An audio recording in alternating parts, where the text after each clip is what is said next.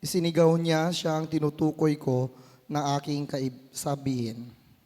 Darating nakasunod ko'y higit kaysa sa akin, sapkat siya ay naroon na bago paman ako ipinanganak. Tayo pong lahat, dahil siya'y puspos ng pag-ibig, naranasan natin ang masaganang kagandahang loob ng Diyos. Tayo pong lahat ay tumayo para sa awit ng pagsamba. Awitin po natin ang Joyful, Joyful, We Adore Thee.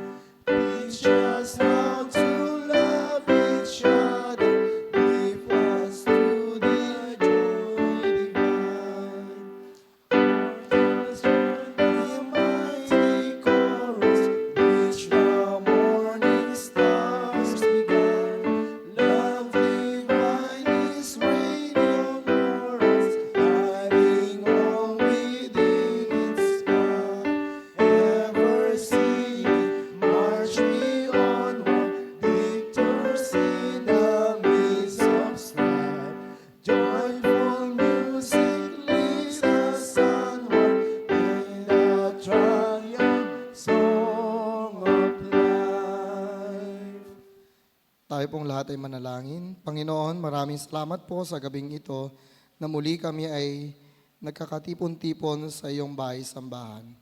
Naway gabayan niyo po ang bawat isa sa amin, gayon din po ang mga patungo pa lamang dito sa iyong bahay-sambahan. Ito po ang aming panalangin sa matamis sa pangalan ni Jesus. Amen.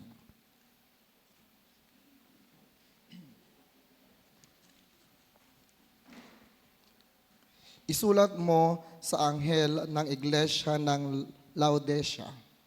Ito ang sinasabi niya na ang pangalan ay Amen, ang tapat at tunay na saksi at siyang pinagmulan ng lahat ng nilalang ng Diyos. Alam ko ang mga ginagawa mo. Alam ko hindi ka malamig ni mainit. Mabuti pa sana kung ikaw ay malamig o mainit. Ngunit dahil ikaw ay maligamgam, hindi mainit ni malamig, isusuka kita. Sinasabi mong ikaw ay mayaman, sagana sa lahat ng bagay at wala nang kailangan pa. Ngunit hindi mo nalalamang ikaw ay kawawa, kahabag-habag, dukha, bulag at hubad. Kaya nga, pinapayo kong bumili ka sa akin ng purong ginto upang ikaw ay maging tunay na mayaman. Bumili ka rin sa akin ng puting damit upang iyong isuot at matakpan ang nakakahiya mong kahubaran. Bumili ka rin sa akin ng gamot na ipapahid sa iyong mata upang ikaw ay makakita. Sinasaway ko at pinapalo ang lahat ng aking minamahal, kaya't maging masigasig ka. Pagsisihan mo at talikuran ang iyong mga kasalanan. Tayo pong lahat ay tayo sa pintuan kong diringgin.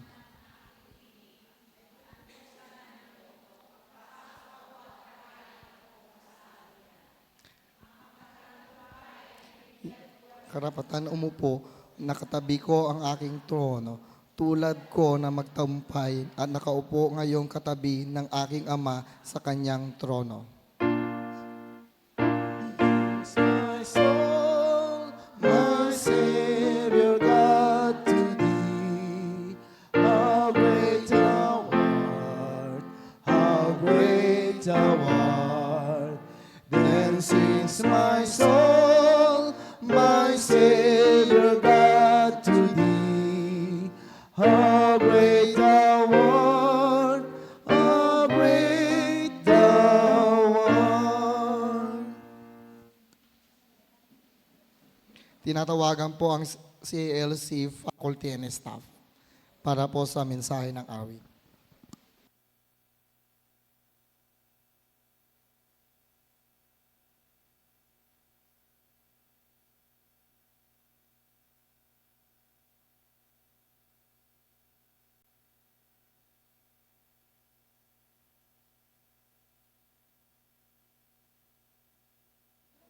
Hello.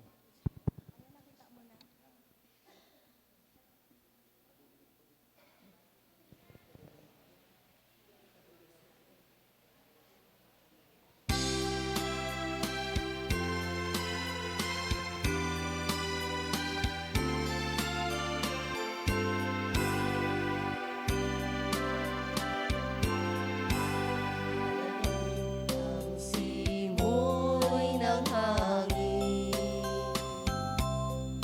kay saya ng bawat damdamin. Ang tibok ng puso sa dibdib,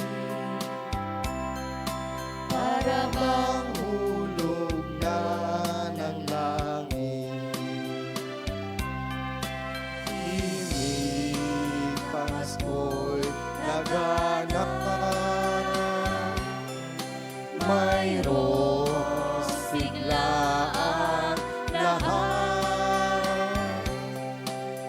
Wala ang kalungkutan, lubos ang kasayahan.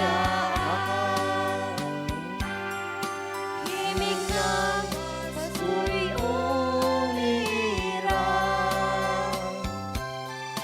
sa loob ng bawat tahanan.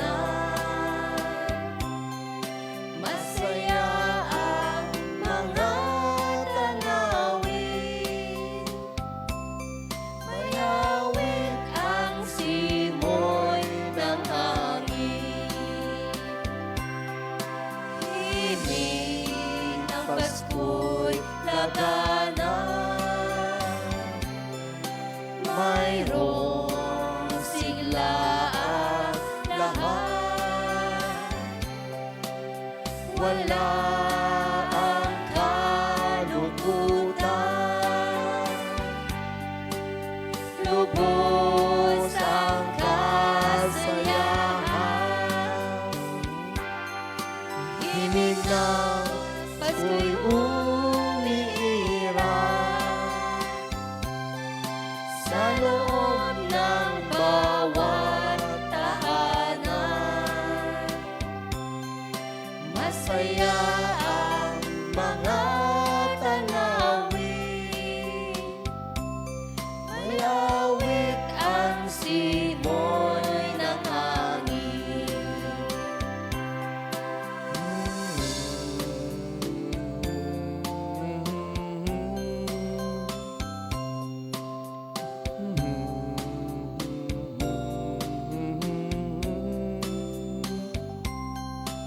Ang tibok ng puso sa dibdib, parang manghulog na ng langit.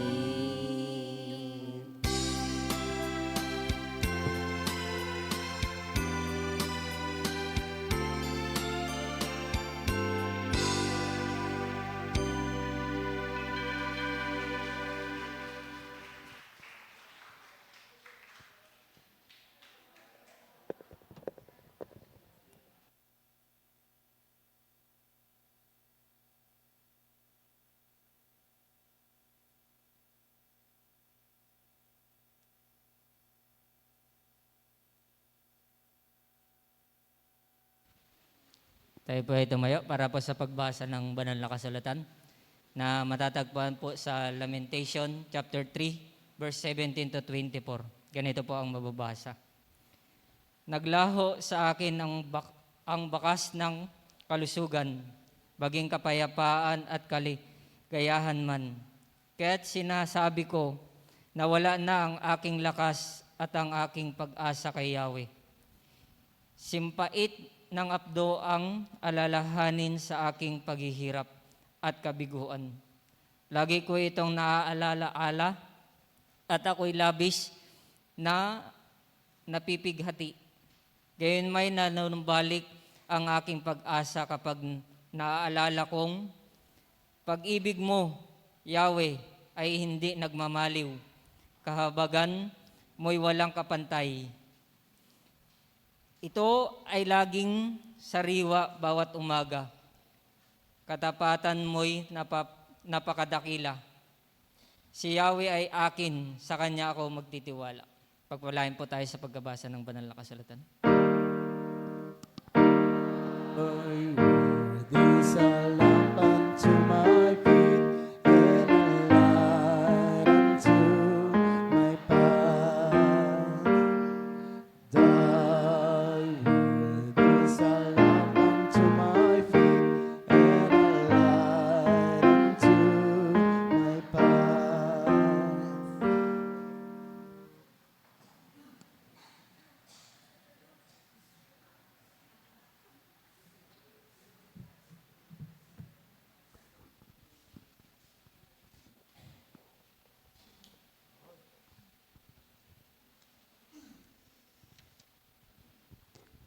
Magandang gabi po sa ating lahat. Nasa ika-6 na simbang gabi na po tayo ngayon. Ang theme ng ating simbang gabi ay Presensya ni Kristo, Pag-asa ng Pasko sa bumabangon na mundo. Before we proceed sa mensahe ngayong gabi, let us look through our daily devotion, yung readings na binibigay ni Pastor sa GC natin, na for today ay matatagpuan sa Isaiah chapter 9 verse 2 to 5. Hayaan niyo pong basahin ko po.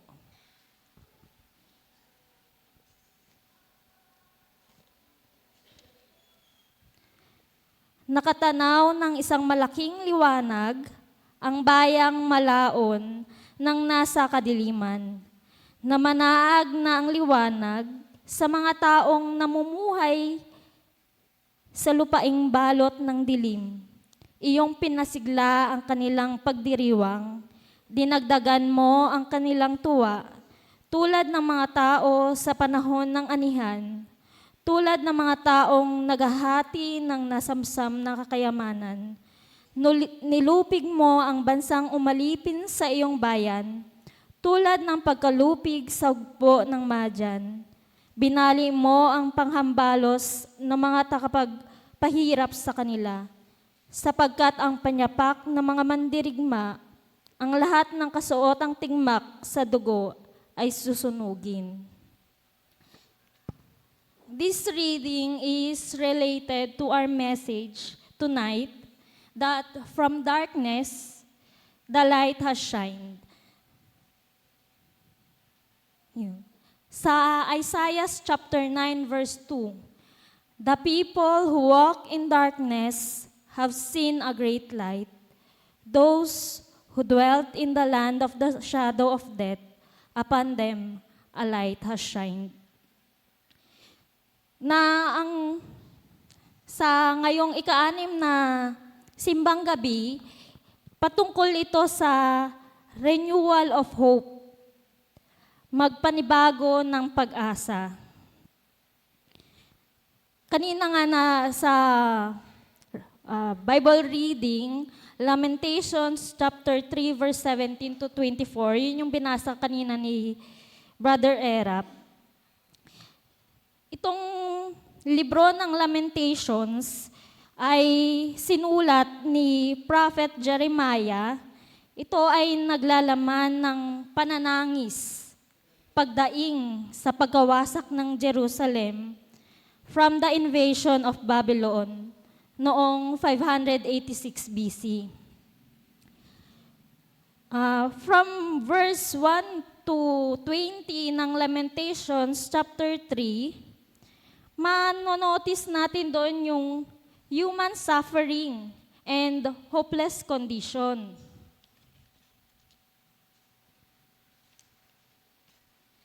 Ano nga ba yung mga pinagmulan ng human sufferings and pains? Ito yung mga natural na banta sa buhay ng tao na nangyayari at hindi naiiwasan katulad ng lindol, pagputok ng bulkan, pagbaha at tsunami, lahat ng kalamidad. Ang environmental degradation na ginagawa nating mga tao na yung bunga nito ay pagkalbo ng bundok at climate change na dahilan ng hindi na pag-replenish ng ating environment dahil sa ginagawa nating mga tao. Isa ding human sufferings and pains ay yung social condition, labis na dulot na suffering and pains sa buhay ng tao, katulad ng kahirapan, kagutuman, kawalan ng pagkapantay-pantay, kawalan ng katarungan, pagpatay, kaguluhan, digmaan at terorismo. At higit sa lahat, ang pagtalikod ng tao sa Diyos, ang pagwawalang bahala at hindi pagsunod sa kanyang mga alintuntuning nasasaad sa banal na kasulatan, na siyang dahilan ng lahat ng ating mga pagdurusa at pasakit sa buhay, na ang hantungan ay walang hanggang kaparusahan dahil sa ating mga kasalanan.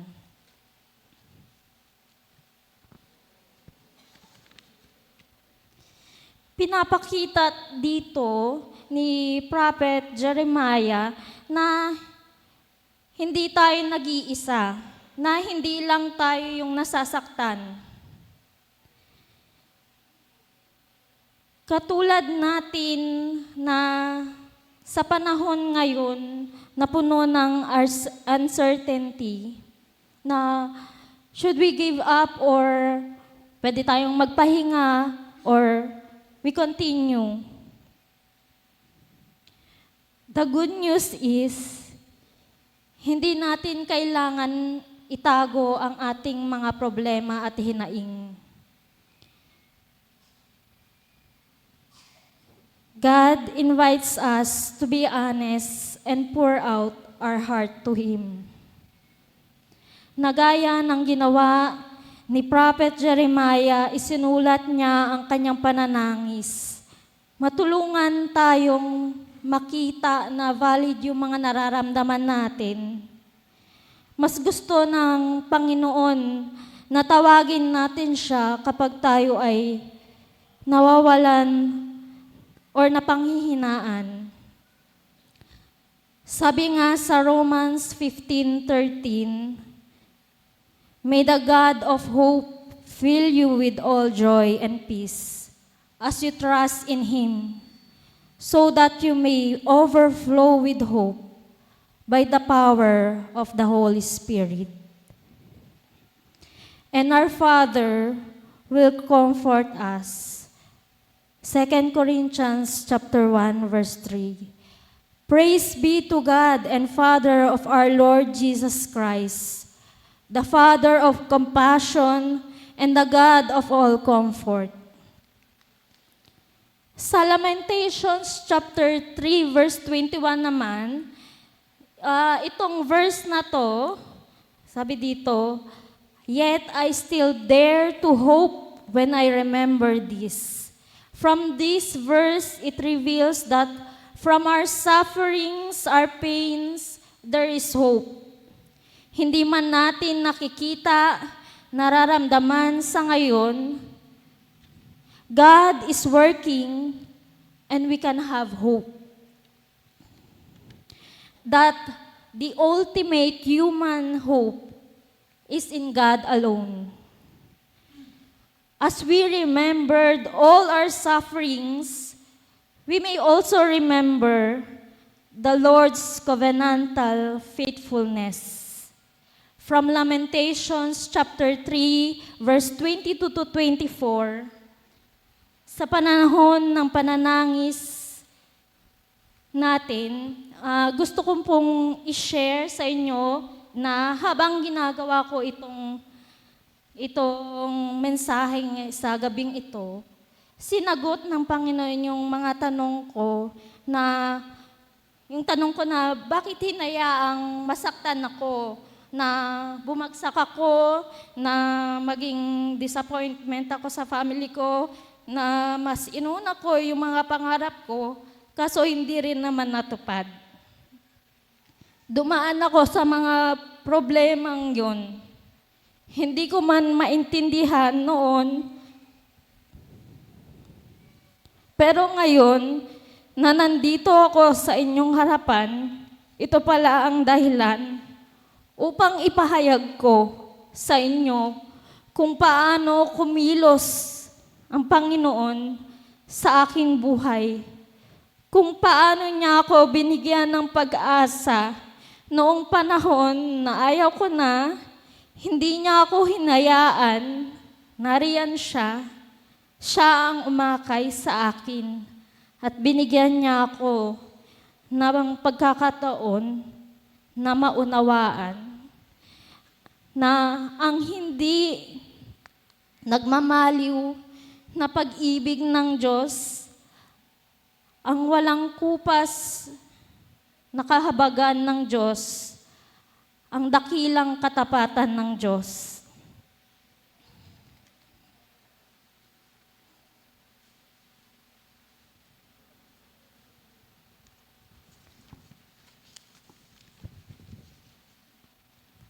Sinabi niya na ang pag-ibig, ang kahabagan, at ang katapatan ng Diyos ay hindi nagbabago.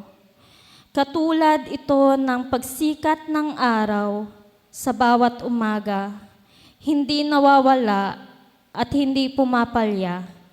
Lilipas ang gabi at darating ang bagong umaga sapagkat sisikat muli ang araw. From Lamentations 3:22 to 23, the Lord reminds us the steadfast love of the Lord never ceases. His mercies never come to an end. They are new every morning. Great is your faithfulness.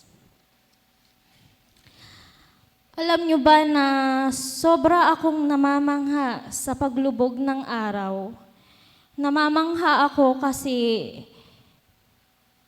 parang napagtagumpayan na itong araw na ito, na parang natapos na yung paghihirap, natapos na itong araw na ito, pero mas nakakakamangha yung pagsikat ng araw. Kasi ang pagsikat ng araw ay parang ito yung nagbibigay ng panibagong pag-asa na kung paano tayo pinagtagumpayan ng Panginoon kahapon, ay ganoon din niya tayo pagtatanggumpayan sa kasalukuyan at sa ating hinaharap. Tulad noong unang Pasko, ang pinakamagandang kwento, sabi nga sa ABS Christmas Station ID, na sa madilim na gabi, isinilang siya sa mundo.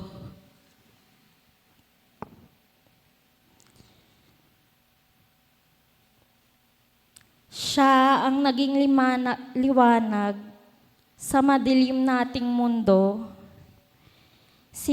Simula noon hanggang ngayon, sa pabago-bagong panahon, ang Diyos ay hindi nagbago. Marirealize na lang natin na siguro kaya tayo dumaan sa panahon na iyon, noong panahon na nagkaroon ng COVID, na nagkasakit, nawalan tayo ng pinagkakabuhayan, Sa panahon na parang tumigil ang mundo, nawalan tayo ng mahal sa buhay, hindi matapos-tapos na problema, ay upang pagtagumpayin tayo ng Panginoon sa ating lakbayin. This season of Christmas, we hope in our Lord Jesus Christ that through His birth is the fulfillment of God's great plan. Na pabago-bago man yung panahon natin, hindi nagbago ang Panginoon sa atin dahil Siya ay tapat, dahil ang pag-ibig niya ay hindi nagwamaliw at walang kupas ang kanyang kahabagan. From changing seasons to unchanging God, we may discern that only through our suffering is our faith transformed. Simula ngayong Pasko, sana lahat tayo ay maging kasangkapan ng pag-asa para sa ibang tao bilang mga tagasunod ni Kristo. Amen.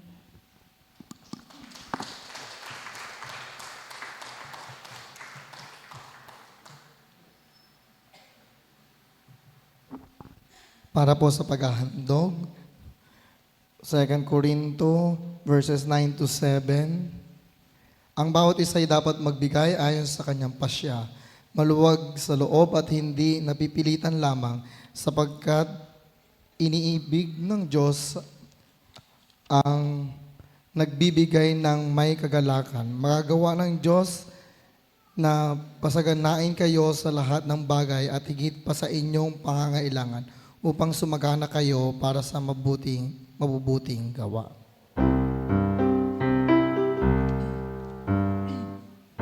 Bring the sacrifice of praise into the house of the Lord.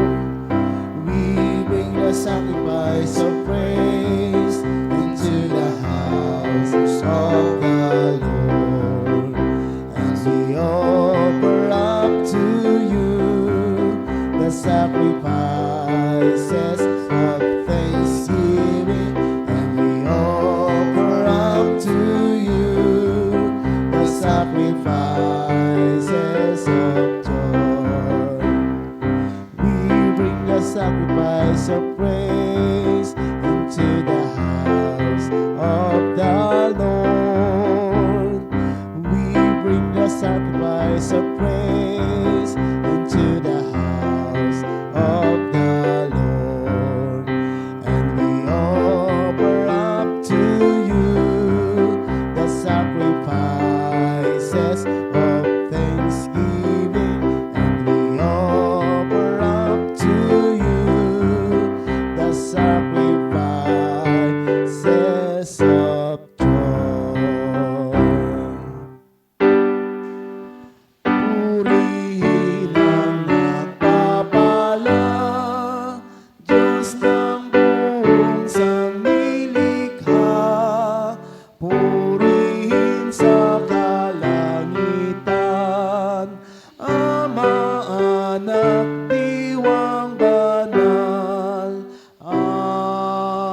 Amen. Aming Ama, Diyos ng pagpapala, muli po kaming lumalapit upang ipagkaloob ang mga bahagi ng mga biyaya na aming tinanggap mula sa iyo. Kalugdan niyo po kami at ang mga handog na ito ay isang hain, isang buto na itinatanim upang muli naming maranasan ang mag-ani. Dalangin namin, Panginoon, maging sila na online givers. Pagpalain niyo po kami sa iba't ibang anyo ng pagpapala, katulad ng iyong ipinangako. Through these offerings, I declare financial breakthrough. In the name of the Father, the Son, the Holy Spirit. Amen. Para po sa awit ng pagtatalaga at pasasalamat, awitin po natin ang O Holy Night.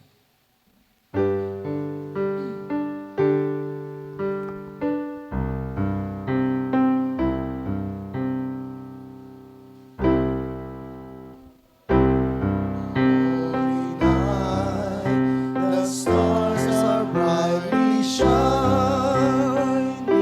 It is the night of our dear Savior's birth. Long lay the world in sin and error binding. Now proclaim Messiah's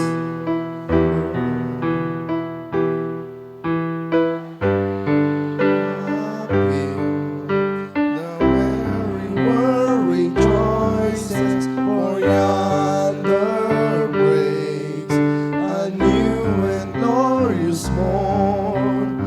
Fall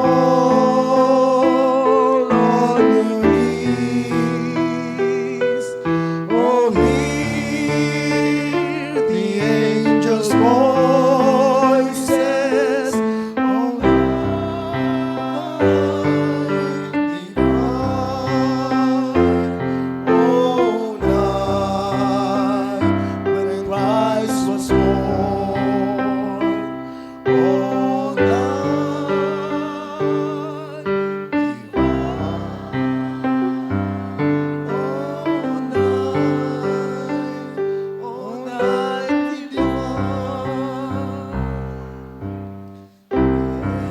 by the light of faith serenely beaming, Lord, my scattered stand.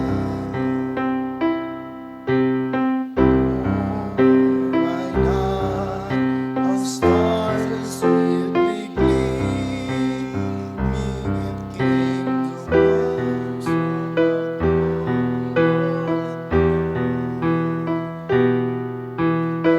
King of Kings, as the snowy manger when all our trials was born in rest. Fall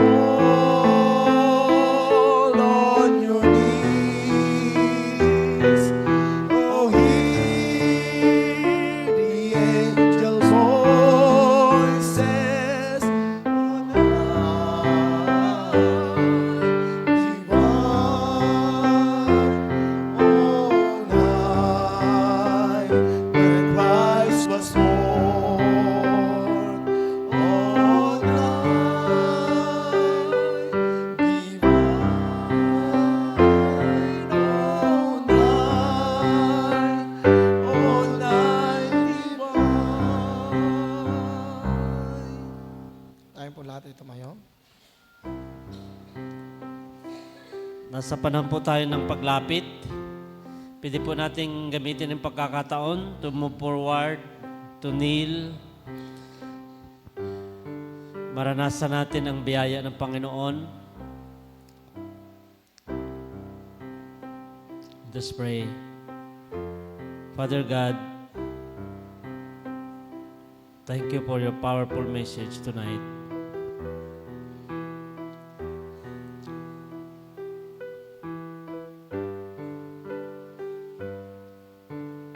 Marami po kaming tanong, Panginoon. Pwede po ba na sagutin niyo yung isa ngayon?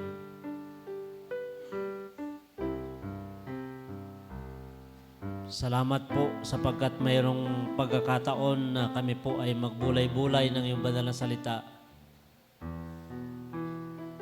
Maranasan namin na kausapin niyo po kami ng personal. Sabay-sabay ka, Banal na Espiritu na nagmi-minister para sa amin.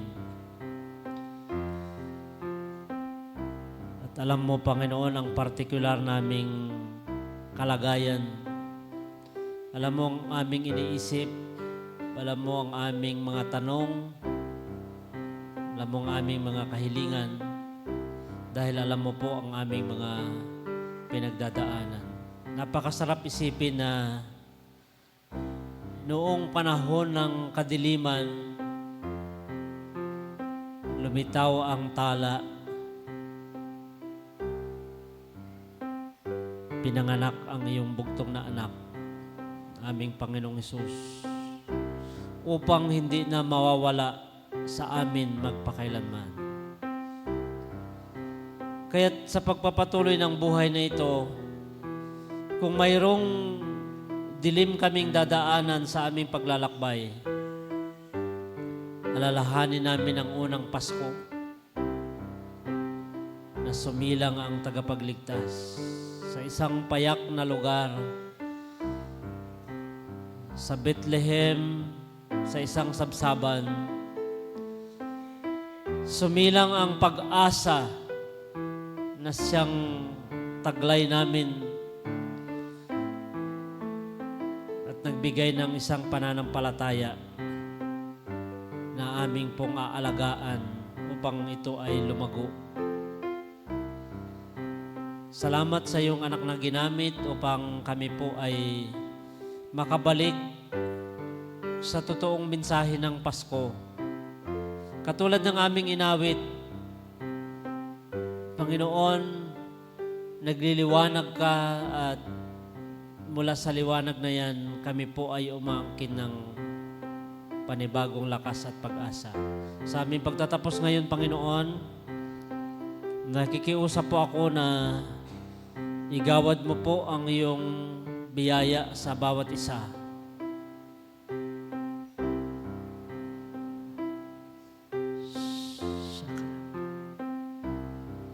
Hawakan niyo po kami, yakapin niyo po kami isa-isa.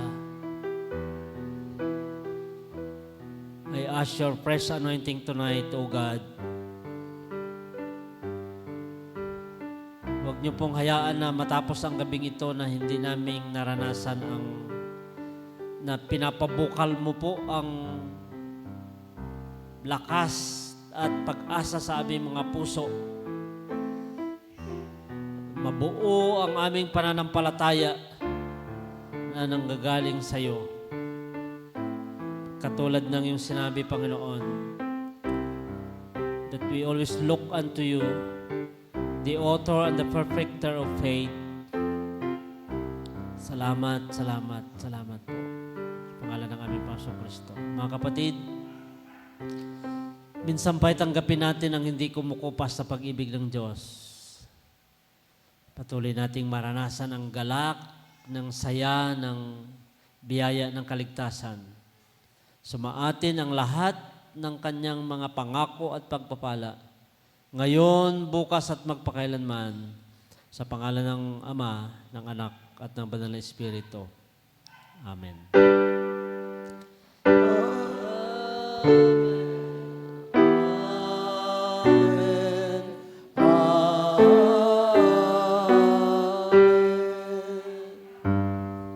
Praise God. Palakpakan natin si Lord.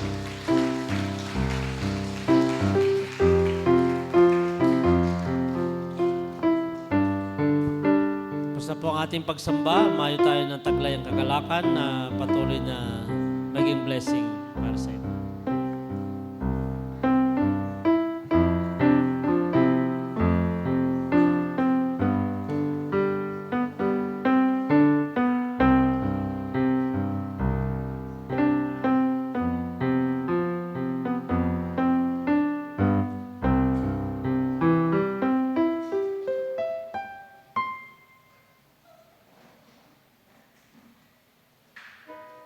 Yan, magandang gabi po sa ating lahat.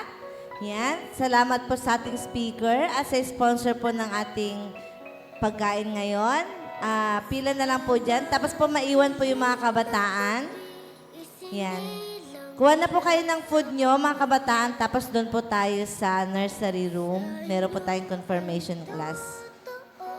Ang Pasko, ang pinakamagandang kwento.